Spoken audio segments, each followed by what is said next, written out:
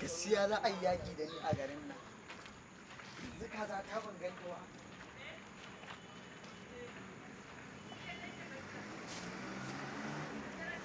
Wai yanzu kazan nan an sace ka. Gaskiya to duk wanda ta samu ya ɗauki kazan nan.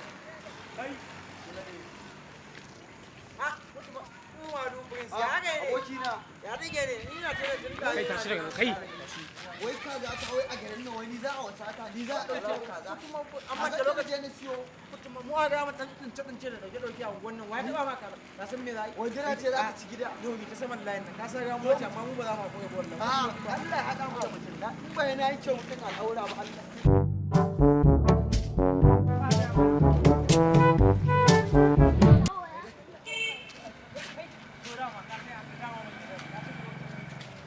in ba wannan ka sa kuɗin ka wallahi sai an samu kazan nan tare ba wannan ne. Wai za ka kashe mun kaza. da ran da Allah ka samu gumbaran akuya Yadda ka kashe kazan nan. shi gadon sata ma yi kana ga Gado kai. Allah mu wannan ayo